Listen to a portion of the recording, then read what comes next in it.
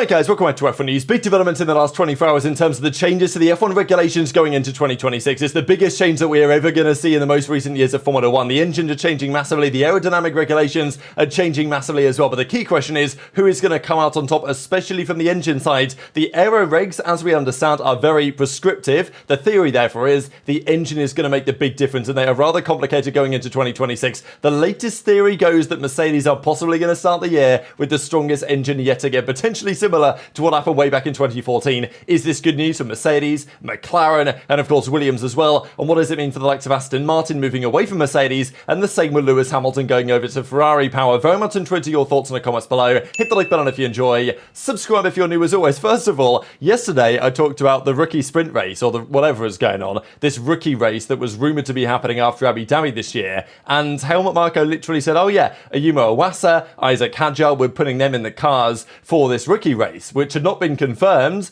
but Marko was like, yeah, that's what we're going to do at the end of the season because it had been rumoured. The FIA, however, says it ain't happening. Due to timing and organisational constraints, it's not going to be happening this year. It does have widespread support. All the teams are down for it because the Abu Dhabi Grand Prix ends, they usually do some tyre testing over the next few days for the next season, but the cars aren't going to be used anymore, and why not give the rookies a chance? Because all the rookies are there anyway, pretty much, because the F2 finale is in Abu Dhabi as well. So it makes a lot of sense. This year they were going to do it, but they've not done so. It's interesting to understand exactly why, what the key reason is behind this. Of course, there's not a massive lead time in making this happen, but you'd think if they really wanted to, they probably could find a way because, you know, all the cars are there. The track is there, like for Formula 1, right? What exactly are the timing and organisational constraints? So it's just an interesting one with the FIA, how hard they're really trying to make this happen, but it will be happening for next year. I think, you know, Formula 1 fans were looking forward to this, and we're going to get one next year, is the current understanding. This is interesting as well, how it would be to be a fly on the wall for this meeting, but this was yesterday's F1 Commission meeting, where we have many members from certainly Formula 1 management. We've got Stefano Domenicali here on the left-hand side, in addition to all of the team principals. So I think Oliver Oakes is way in the background. You guys can see Christian Horner way back here on completely the other end of the table to Toto Wolff, which I thought was quite funny. So there's Mike Crack, of course, Aston Martin, Laura McKees from RB. Obviously, Fred Vasseur is next to Mattia Binotto, the man that he replaced at Ferrari. Mattia Binotto is now back in business under the Audi project. Then there's Andrea Stella, of course, from McLaren, James Vowles on the left-hand side. We'll get into Vowles a bit in a second because he made some of the key statements we're going to discuss today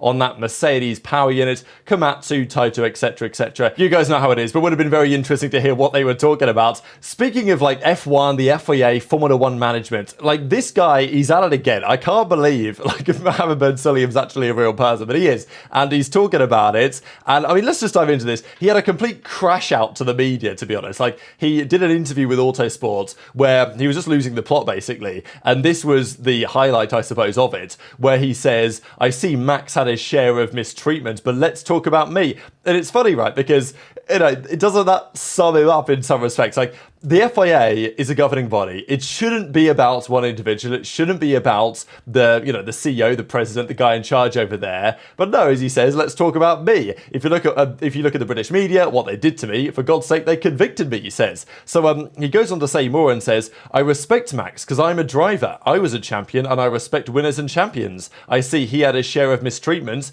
but let's talk about me. Like saying that they'd convicted me. They didn't accuse me of anything, but they keep on going. Do I care? No, he obviously doesn't care. Clearly he doesn't care. Otherwise, why would he be talking about it like he cares to a massive publication? Why? Because what are they after? They're just after selling and getting more coverage of themselves, of course, yes, but they have no power over me nor over the FIA. So I just don't understand why he keeps talking. Like in the past, the FIA presidents that did a good job of promoting the FIA, like they weren't so public facing. They would get their job done behind the scenes. They would ensure the FIA was a functional institution, which right now it doesn't seem to be. And I just don't get it. But look, we're going to keep talking about this because the FIA and their decisions versus the drivers versus the teams versus the actual owners of the sport and F1 management, They are like at odds basically on everything right now, and I don't think Ben Sulayem is helping the situation at all, and we can see that because many important personnel at the FIA are just leaving, and it's happened again. As of today, a couple of senior figures, Director of Communications, Secretary General of Mobility, have both resigned. It comes just a couple of months after other senior figures resigned. So it's clearly a shambles, and it comes as Ben Sulayem's style of leadership, shall we say, has been put in the spotlight, and obviously he's going to keep saying to the media that the media's just attacking him for no good reason, but clearly there's more to it than that, because otherwise, like, loads of your senior staff wouldn't just be walking out the door, which is how things presently are. But look, that's obviously a topic that we're probably going to cover every few days for the next few months, because the FIA drama just never seems to go away with Ben Sulayem in charge. Another big update yesterday, though, as Giuliano De Kessa says, basically the return of champagne to the podium. So for the last few years in Formula 1, it's not been champagne on the podium because the Ferrari champagne they use is actually their sparkling wine. But they're doing a big deal here, and this was rumoured a while ago that F1 are partnering with LVMH, so the Rolex deal is going to come to an end. We're just going to, well, I think it's kind of unfortunate because people like to see the big Rolex clock that ticks over to 3 p.m. It's kind of part of Formula 1. That ain't going to be happening next year. I think Monaco will be quite happy about this because Monaco are sponsored by Tag Heuer, so the Monaco Grand Prix weekend is sponsored by Tag Heuer, whereas Rolex sponsor F1, so it always gets kind of awkward on the Monaco Grand Prix weekends. But this apparently is a big deal. We're talking a 10-year deal between F1 and LVMH to the tune of like $150 million a year. Apparently it's in the ballpark of that. Pretty crazy. So look, Champagne's going to be back on the podium. Joe Sayward is kind of talking about what this could potentially mean. But yeah, they say they're going to be a global partner from 2025 with a 10-year agreement. So this is a big deal. It is going to affect things in Formula 1 as well. I mean, it is an obscene amount of money they're getting as well. I think this might even like triple up what Rolex were paying them, something like that anyway. So it's going to be a change of the scenery in F1, but it's probably something that's been coming now for a fair bit of time. Quickly on Ricciardo before we get to the engine stuff. It was 10 years ago today that Max Verstappen first got in a Formula 1 car. He was an F3 driver at the time. Of course, he completely skipped F2. I think it was the Japanese Grand Prix weekend, wasn't it? With, of course, Toro Rosso as they were known at the time, then Scuderia AlphaTauri, and now as it is today, RB, which is still shocking, but I guess I've kind of got used to it on some level. But Ricciardo's out of the team over at RB. Of course, they're looking for another driver. We think it's probably going to be Lawson, but it's still kind of unclear because Horner and Marco and Red Bull and Ricciardo and like everyone involved in the decision making seems to have a different perspective. There was even some interesting discussion today from the guys over at the race talking about what happened during the course of the Singapore Grand Prix weekends, because Lawson was told, he said it, he was told 2 weeks before Singapore that he was getting the drive.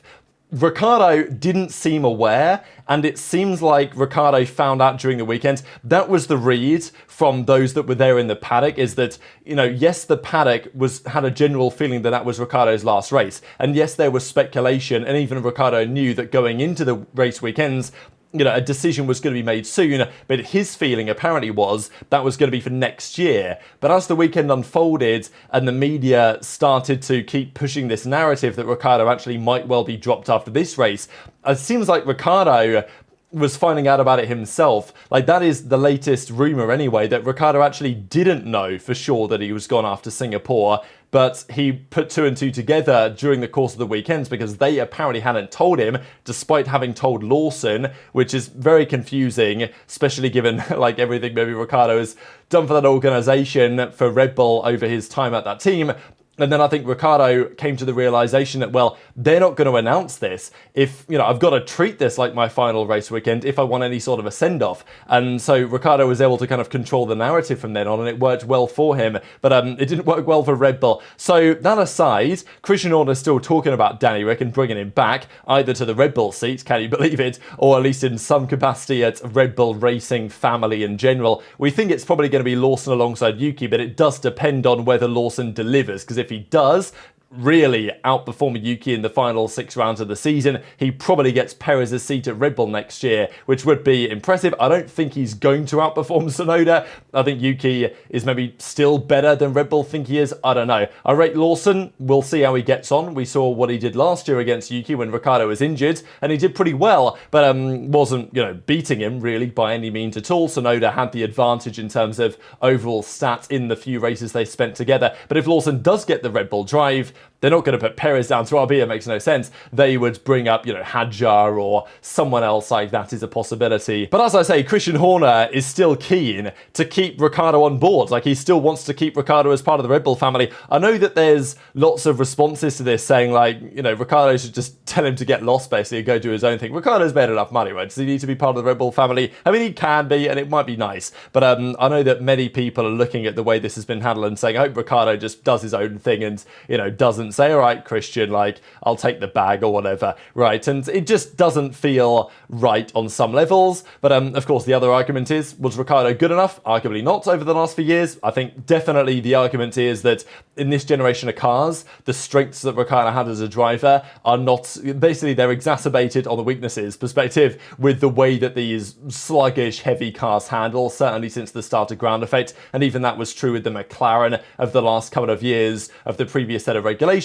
when the characteristics were nothing like what he'd been dominating with at times at Red Bull several years ago, and then at Renault he was very good for a couple of years. So I think probably it was time, but equally, it still leaves a bit of a sour taste in the mouths of many. And even Helmut Marko comments and says, well, all the time he was at RB, he only had 2 good performances that were good enough, one of which was at the Miami Sprint this year, where I think he was 5th or 6th or something, and then Mexico last year, where he qualified 4th, didn't he, and then did pretty damn well in the race as well. But unfortunately for Ricciardo, despite in his prime being one of the absolute very best drivers in Formula 1, never had a car that was capable of winning a championship, either because of reliability or, just the Mercedes was too good when Ricciardo was at his absolute best, and even the Ferrari was there for a couple of years. But looking forwards, even if he was to return to Red Bull, and to be fair, when Red Bull did get the car that was capable, Ricciardo had decided to leave a couple of years before to go to Renault because he felt like the team was favouring Verstappen, which, to be fair, they were. But unfortunately for Danny, he never really got the chance to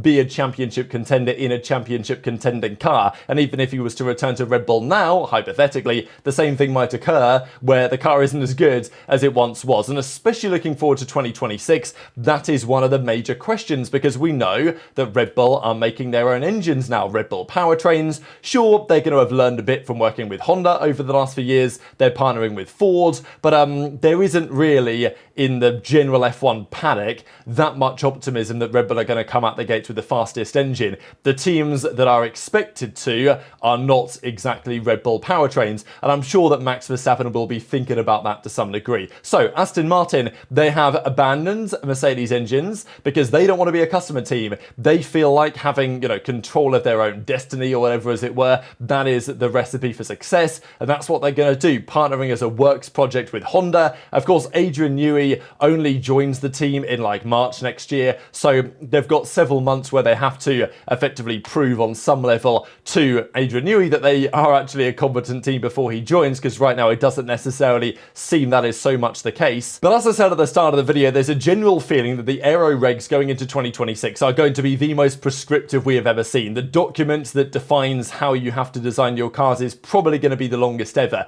Now, Newey has said in the past that it's looked that way before, and yet there usually is more wiggle room for teams to explore than the regulators expect. So I still do expect the cars will look pretty substantially different from one another when 2026 comes around. I don't really buy the idea that, all the cars are going to be the same, because the aero regs are just, they tell you how to build a car very prescriptively.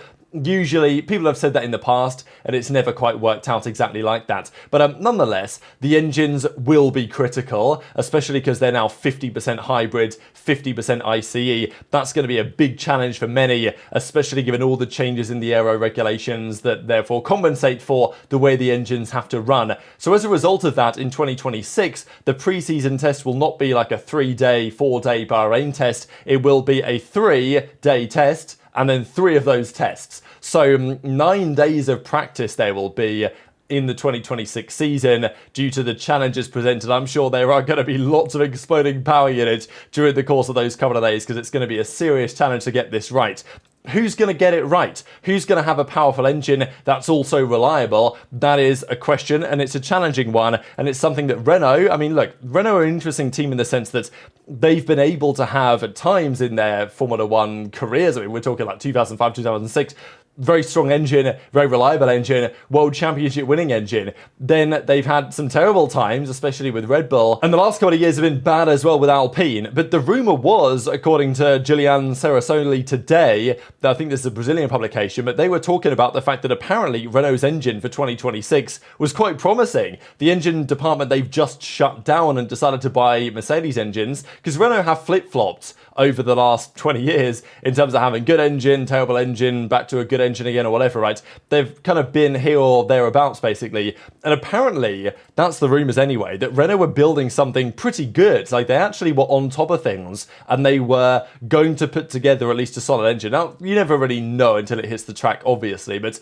there was some optimism around the Renault engine project, but they've just decided to shut it down anyway. So that takes them out of the conversation for being the fastest engine on the grid, and they probably weren't going to be anyway. But the latest rumour again does refer to Mercedes. Now, James Vowles, of course, is going to be somewhat biased in this assessment because he worked for Mercedes and worked with lots of those high-performance powertrains guys in the past, and now he's with Williams, who still have a decent relationship with Mercedes, and they buy Mercedes engines. So it obviously makes sense. But Vowles does say that Mercedes have done, as far as he is aware and concerned, an exceptional job with their 2026 engine compared to maybe what competitors are going to be doing. Mercedes have done an exceptional job, which is why I was very happy to re-sign back up for an extension. I think you're going to see differences between power units that do not exist today. So yeah, quite clear from James Vowles that he is expecting come 2026 that there is some serious differences on the grid between the strength of these power units. And his expectation, of course, is from a Williams POV, Mercedes are going to have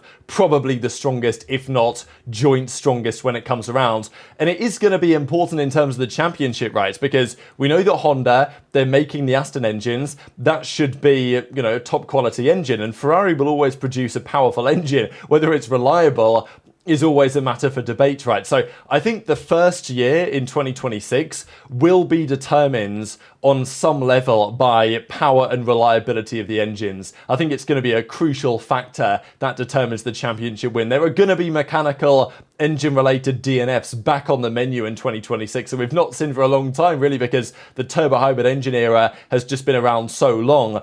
McLaren and Mercedes, according to the information that we have, are possibly the best positioned teams to capitalise. McLaren right now seem to have the best grip. I mean, they do have the best grip of the aero concept of these cars, and they have a strong engine. The Mercedes engine right now is still strong, it's just not as strong as it once was. But if all of a sudden Mercedes have at least some advantage on the engine side in 2026, then you've got to think McLaren or Mercedes, but you know, McLaren right now will feel very confident about their chances there.